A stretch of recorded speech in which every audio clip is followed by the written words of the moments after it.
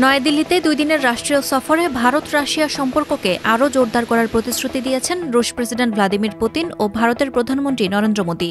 দুই দেশের দীর্ঘদিনের কৌশলগত বন্ধুত্বকে গাইডিং স্টার হিসেবে উল্লেখ করে মোদি জানান, 2030 সাল পর্যন্ত বাণিজ্য ও বিনিয়োগ বাড়াতে বিস্তৃত কর্মসূচি নেওয়া হয়েছে।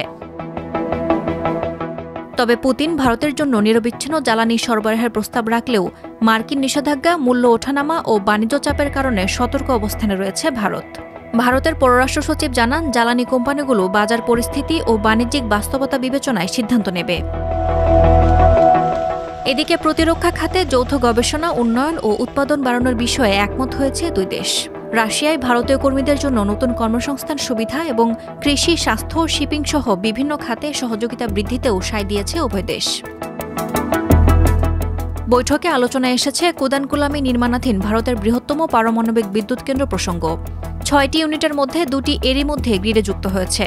বাকি 4টি নির্মাণ কাজও দ্রুত এগিয়ে চলছে বলে জানিয়েছেন পুতিন।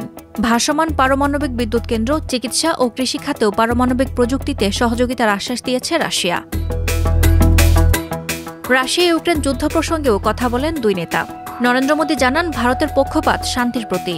তিনি বলেন, শান্তি প্রক্রিয়ায় সক্রিয় প্রচেষ্টাগুলোকে ভারত সমর্থন দেবে, যদিও ইউক্রেনকে দনবাস এলাকা থেকে সরে যেতে হবে বলে হুঁশিয়ারি দেন রুশ প্রেসিডেন্ট।